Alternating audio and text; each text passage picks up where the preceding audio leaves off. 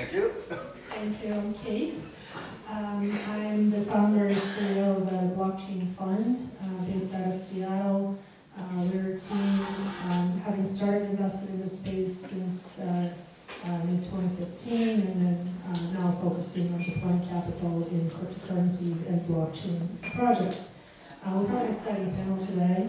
We're going to talk about blockchain generation and how cryptocurrencies are being adopted by the earlier generations of folks, and we have a pretty distinguished group of people. So I'll let everybody introduce themselves and we'll dive right in.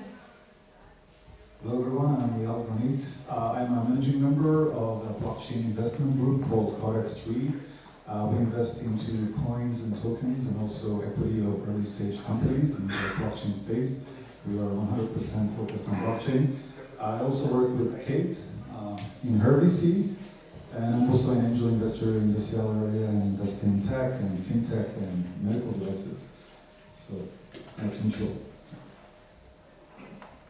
Hello, I'm Melanie Moore. I'm a tech entrepreneur, founder of two companies. One is a Gen Z social commerce platform called Yay, and mainly used by a teenage crowd, from which I learned a lot about blockchain technology and why this generation could be the generation for giving us all adoption who are working in the crypto and blockchain space. And I'm also the founder of a protocol called Word of Mouth One Protocol, and we are working on a MarTech solution that is helping content creators to get fairly rewarded for product recommendations and advertisers to tap into this goldmine of content of honest word-of-mouth recommendations.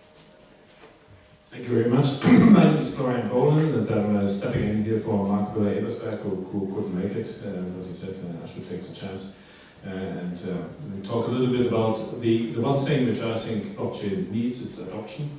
Yeah, and we figured that the best way to bring the blockchain to the masses is through beer. Yeah, so we created the craft beer coin, which is the first coin which is underwritten by a truly liquid asset, because every coin is honored by at least one pint of beer, and we've seen fantastic adoption. This is our first use case, but maybe I'll talk about that a little bit later after the introduction. So according to one of the latest studies, millennials are 3 times more likely to invest in crypto than any other generation. And in fact, that's what I'm seeing being a fund manager in the space and going fundraising for a fund. When we outreach to LPs who tend to be sort of next generation, they use their kids to vet and diligence the cryptocurrency opportunities on their behalf. So my question is, do you agree with the fact that millennials are more likely to adopt, and if so, why? Why is this happening? Yeah, so I think there are 2 reasons. One reason is just that Generation X and millennials are just used to having a mobile phone, they're used to using the web, they're used to online banking. These are all things that haven't existed for at the time that baby boomers were at the same age. And baby boomers took a long time just to accept credit cards. They were used to using cash and checks, and credit cards actually took a long time to get introduced. So if the newer generations are just used to having mobile and using the internet for whatever they do, for online shopping, for dating, for finding information, then it makes sense to have a wallet on your phone or to have to do payments with a mobile device. So that's one reason.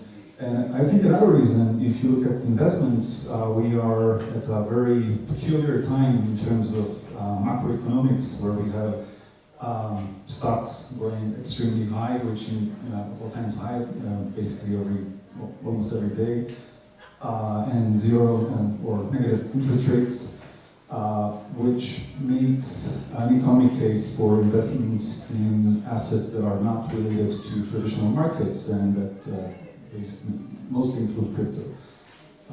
So I think these are 2 reasons for them to invest in crypto. As said, I'm a founder in a social commerce platform that is mainly used by the teenage crowd, and took a lot of learnings building this platform. We also created a teenage advisory board of 10 teenage entrepreneurs from around the globe that are advising us on product strategies. And really due to them, we learned on our platform we have a point system which rewards people for creating content, and they said points, out of which century are you? They give you some points.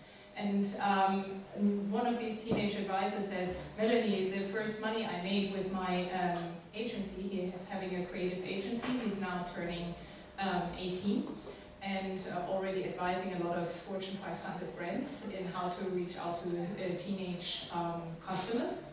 And he said, the first money I made with my agency, I immediately invested in Bitcoin. So that was, when he told us this in 17, that was the push into blockchain, when we decided we need to look into this, we need to look into how to tokenize our platform. Then we decided not to tokenize our platform, but to develop something that our platform can use and create a bigger technology that can be useful for all social networks. But I experienced it with this teenage generation that they gave us really this push into blockchain and into tokenizing. Maybe just to make the panel a little bit more interesting, I would fundamentally disagree with what you just said. Yeah, because whilst the young generation is much more adopted to using technical devices, there's a big skepticism against Facebook, against data, against all these kind of things. And quite honestly, very often they don't give a shit if something is done through blockchain or something else. They just want to make sure that they get a real direct benefit from it, rather than believing in that abstract, beautiful world of blockchain. Yeah? That's a few. Yes, there's an elite which is doing that, and they're fighting for it, and most of them are in this room or somewhere on the road here. Yeah? But normal people, normal customers of the millennials, are very different. Yeah? What they care is about sustainability, what they care about is something real, they can trust, they can see. They don't trust the governments anymore, yeah, they don't trust their politics anymore. But if you can give them something which is tangible, like a pint of beer, something where they see that they're supporting a community of craft beer brewers, then you get them excited. And then, even then, they don't really care if this is done through blockchain or however, but they want to be part of that community, they want to be part of this movement, and I think that's how we can drive adoption of blockchain technology into completely new customer bases, which otherwise wouldn't touch it and wouldn't care about it. But I think that's not a disagreement, because I just at the end, it is a trust technology. And what you say is, they trust their communities. And this technology just gives trust in scale. So I would say they do not need to know something about blockchain technology. It's just we're leveraging it. Yeah? Okay. And therefore it's, I would say, natural to what they feel and what they care about. Maybe just about the trust. I think there are two different elements which we're talking about which we have to define in trust. One is trust in the transactions, and I think that blockchain is really solving that problem. The big issue is trust in the value of a coin. And there we've seen a lot of coins disappointing people dramatically. And I think that's exactly what we try to address through the promise that every coin is always valued by, or it has the value of a pint of beer. Yeah, so you can overcome that second trust value, the second trust issue, which the currency or blockchain currencies have. I mean, you've seen the demise and the volatility in Bitcoin. You've seen so many ICOs completely failing, and the trust in the value of these coins diminished. I think we have to underlay every coin with some real asset which then makes sense for them, so people can actually trust also in the value, not just in the transaction of the coins. You guys are doing a great job asking yourself all the questions I prepared for you. So that was actually my question, is about trust. So let me spin it in a different way. I guess the data shows that overall the population, Generation X or otherwise, they're having less trust in the institutions. That's sort of the invention of Bitcoin, is because the financial services were rigged and financial services were broken, and that sort of formed the foundation for the first use case of blockchain. Melanie, I have a question for you, because I think you have a pretty interesting use case where sort of consumers trust less what they see in the advertisements and billboards and they trust more each other. How do you think that's sort of that trend is impacting your business, and what role crypto or blockchain plays in that? Especially, I mean, what you all said is, especially the younger generations, they have no memory of a pre-mobile, pre-social world, and now they have seen and consumed already so much content in their lives, and I would say, they feel it's now getting a trust issue because there's a content flood, and which kind of content can you trust and what not. And that's where we came in with one protocol, saying, okay, especially advertisement, this is having a huge trust issue. Everyone is skipping the ad and everyone is swiping when there is an influencer who says, oh, this is my new Tommy Hilfiger jacket, and they already sense this is fake, and this person got prepaid, and therefore we have developed this solution for word of mouth, which is helping every person that makes a good recommendation to get fairly rewarded, but we also have an authentication system behind it that identifies and authenticates and brings trust into this content. It's a peer-to-peer review system where people can rate the content. But this is just one part in the content creator space and in the marketing space where it could be used, but I think there will be more cases for bringing trust in content. That's a very important part, not only in the marketing space, but I would say also in journalism and everywhere where people are seeing fake news, fake now AI is coming in this space where can you really trust what you see? I think bringing trust in content is also one part where blockchain can deliver hopefully a good solution. Great. So the question to the rest of the panel is, what do you think would be the killer app in blockchain for the Generation X? So Generation X. Killer app.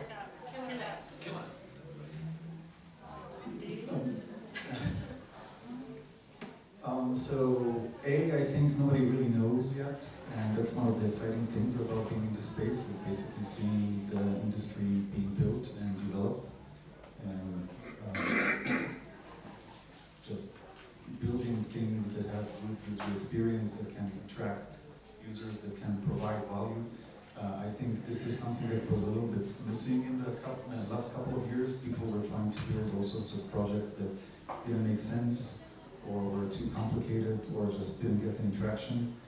And we went through this hype cycle, and I think that now is actually a great time to build new things, because we are basically the post-hype cycle on the one hand, but on the other hand, the technology got better and is getting better every day. So new things that people can actually use can be built today. I don't know what the killer app would be. If I had to guess, I think personally that smart contracts are really exciting, and that's basically, I don't know if you are familiar with smart contracts, but it's basically a way to have money operate according to laws that are written using computer code. So basically you have software that controls money, and you can use that to build all sorts of systems that create incentives for the participants. And I think if you leverage that, you can create all sorts of interesting human interactions, and in terms of potentially new governance systems or new types of markets, auction systems, all sorts of exchanges. So I think these are really exciting. I mean, there's the obvious use case of just payments and having a form of money that is resistant to inflation, that you control. But I'm really looking forward to all the exciting things that will be built using the more advanced programmable capabilities of blockchain. I think very good use cases we will soon see more and more is in gaming and AR, VR, and that again shows it's probably this generation, the younger generation, that is going to use tokens in the games and wherever they are already creating communities. Yeah, no, thank you very much, because I think you gave some of the right keywords here already. But history goes in cycles, yeah. And if you look into the history of human mankind, civilization was created because of beer. Beer is the reason why humans started to do agriculture. About 10,000 years ago in Mesopotamia, because of agriculture, we started to settle. We went from being hunters and gatherers to having settlements. Because of settlements, we created communities. Within communities, we started religions. It's all based on beer. I mean, the pyramids were built on beer. All the workers for the pyramids were paid to beer. Beer is the most used word in the Egyptian language. It was used as a calculator, as a thing to calculate every value of all society against it. And now I think it's time that beer again transforms humanity in a way that we all start to use blockchain, and that we transform capitalism by giving ownership of the production equipment to the customers, to the beer users. And I think here beer will again be the essential catalyst for change. And beer coin is just the start. Beer is perfect because it has a 10,000 year of history of stable value as a commodity. No other commodity gets anywhere close. Gold or oil or Bitcoin or paper currencies with huge fluctuation in value. Beer doesn't have a fluctuation in value, but it's only the start for a revolution whereby you can actually underpin the value of coins through real assets and then give ownership to these assets to the people who actually consume it. And I think that's a catalytic approach which we are trying to achieve here through our craft beer coin. So yes, that is the killer application which will transform humanity into using blockchain. I'm for the Kana coin. Being here in the space of Kana tech, then we should think about just Kana coin. Just as well, just the same concept. Are we getting beer later? Yes.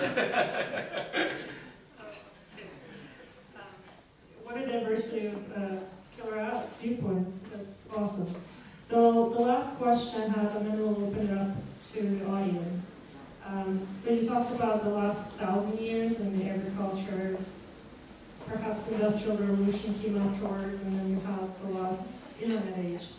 So what is your boldest prediction for the next 10 years? Boldest for 10 years? Yes. I think we'll see the market caps of large blockchains or coins that exist today, Bitcoin and Ethereum, cross 1 trillion. And more importantly, I think both. And more importantly, I think we will see by the end of the decade at least 100 million users using blockchain applications on a daily basis, basically every day. I'm very excited to see in the next decade more working, functioning DAOs. I'm a huge believer that this is where the future is heading to, away from centralization to decentralization, and seeing more of these functioning concepts. That's, I think, going to have a very huge transformative power to see that working. I agree. I think small-scale localism, avoidance of packaging, I think all these kind of things are going to be beautiful in the future, and they can be controlled and empowered through blockchain. I think that's one of the positive aspects of the whole thing. The other thing which I think for the next 10 years, just on a wider perspective, my company produced Terminator 3. I think AI will be a big threat to all of our lives, so we have to be really careful.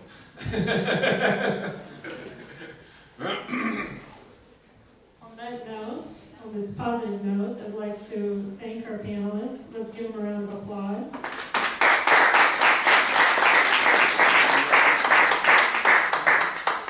And we'll open it up to questions. Does anybody have a question? Go ahead. Melanie explained how a lot of teenagers are using or will be using your project. I'm wondering about craft beer coin. How old are your users? Because I'm not quite convinced about the killer app argument yet. Our users, at the moment we're having the app live in our venues in London. And the typical user age is anything from, I would say, 18 to 35. Yeah, it's quite a wide range. Yeah, and the way it works and why it's a killer app, and it's word of mouth. Yeah, and you invite your friends to join in, you get a free beer for it, and everybody sees the benefit. But everybody's also part of that community supporting sustainable beer production in a wonderful environment. Yeah, so you capture the positive notes. I mean, beer and crypto, what's not to like? Yeah, and that's the kind of positive reinforcement which we are seeing.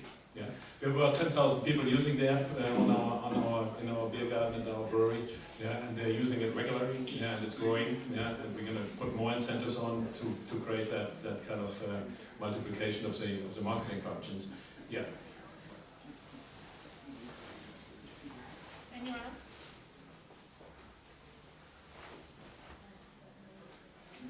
There could be more applications to the beer aspect of, I mean, are you using the blockchain for anything in terms of the actual supply chain or ingredients, or especially when you have different beer festivals? I mean, it's a massive market, so. I absolutely agree. Yeah, that downward integration towards the production side is something which we're working on, looking into. But there are also other applications. Yeah, we're working on a food app which is underwritten by a lunch. Yeah, so everybody would get a £5 lunch, sustainably sourced £5 lunch. We're working on a water app. Yeah, whereby every coin is underwritten by a liter of water to finance sustainable water projects which create water locally rather than in one-way plastic bottles. I mean, there's so many applications through that platform whereby you always try to catch a community which has a joint aligned interest, and align the interest between the producers and the customers. I mean, Melanie, how could you help him to word of mouth his beer? I mean, we have a consumer product here and we have a marketing solution. Give us an example how that would work.